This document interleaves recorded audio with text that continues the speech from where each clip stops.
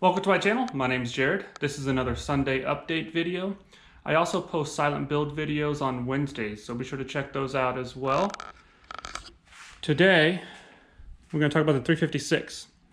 So, if you saw my last build video, you would have seen that my dad was in town and the two of us pulled the engine out of the 356 and we pulled it apart, and I have just got back from the machine shop where I dropped that off. So I'll go over that in just a second. But yes, it was really nice having my dad in town. He lives out of state, so we see each other just a few times a year, but he's the reason that I'm into cars to begin with.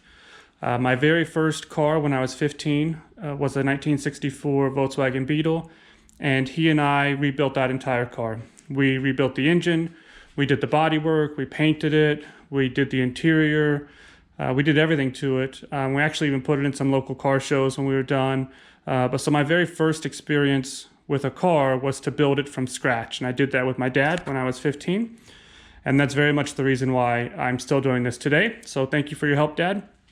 But yeah, so he was here, we pulled the engine, we got it all tore down, and it was surprisingly in really good shape. I don't have much of it left here because I took it to the machine shop. But if you saw that video, you would have seen that there was some water inside the engine, inside the cylinders. There was some, oh, look who it is, Walter. What's up, buddy? Good timing, Walter.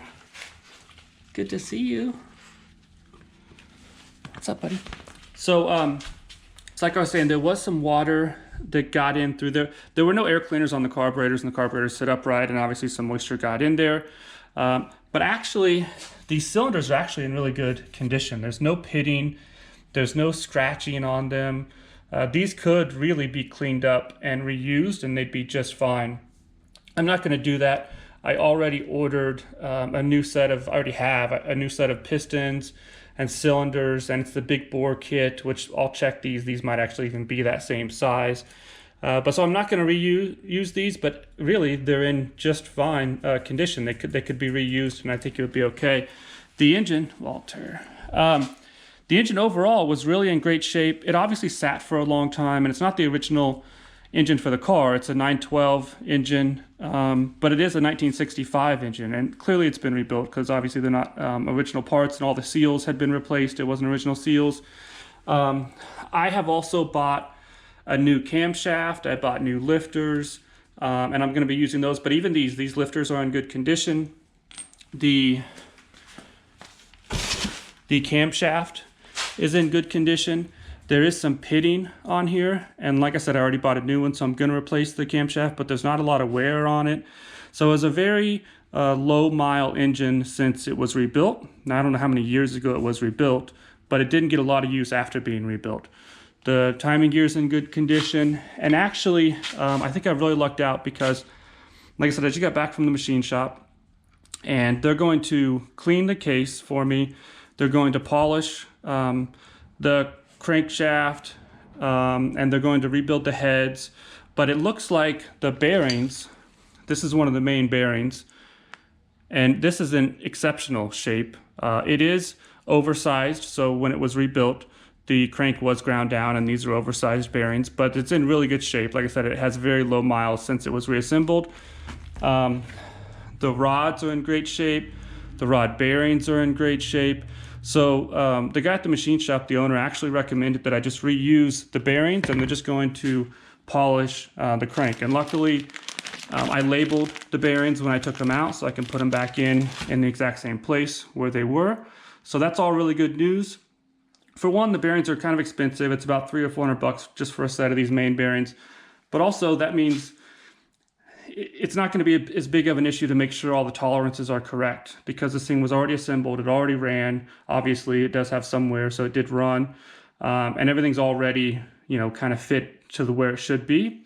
So the main issue was the heads, because the water got in there and it sat for so long, so those are going to be rebuilt. And then of course I'll be going through the carburetors and rebuilding those, and it'll have all new gaskets and all that stuff. So that's all good news, and hopefully it's not going to take too long to get that stuff back from the machine shop. Now, while we're waiting on the parts from the machine shop, I'm going to move on to the transmission. So The engine was extremely hard to get out. For one, the flywheel was the wrong flywheel. It was a 912 flywheel, which is, I believe, is the bigger diameter than the 356. And so you can see it was really jammed in here. It was like pressing up against the transmission. And that's why the engine you couldn't turn the engine over. Once we got it out, it turned over just fine. It was definitely not seized. But also they have these kind of makeshift transmission mounts, and there was a bolt that was sticking up and catching on the flywheel. It was extremely hard to get the engine out. But we did get it out, and you can see here, this is obviously kind of rusted here. So probably this car sat for a long time without an engine at all. And then somebody just kind of threw that engine in it maybe when they were ready to sell it. But so I've got to pull the transmission. These tubes here, these axle tubes, are not the correct ones for this car. They don't hold the disc brakes like this car should have. So I have new axle tubes I have to put on. And then while the transmission's out, I'll pull it apart, inspect it, see if I need to replace anything inside of it, and then put all new gaskets on it, put it back together. And then once that's in the car, I can go through and redo all the brakes. I have most of the stuff for the brakes. So once that's done, we'll be pretty close. Then it'll just be a matter of getting the engine back together, rebuilding the carburetors, all that stuff, and getting this thing back in there and having it back running again. So hopefully this thing will be back on the road, I would think, pretty soon. So anyway, that's what's going on with the 356. Like I said, the engine is getting cleaned up and things at the machine shop, but we'll still be making progress on it, and I'll have new videos coming out on it. So I'm going to keep moving forward with this one for now. But yeah, so I guess that's pretty much it for this week, guys. Thanks for watching, and if you haven't already, please consider subscribing.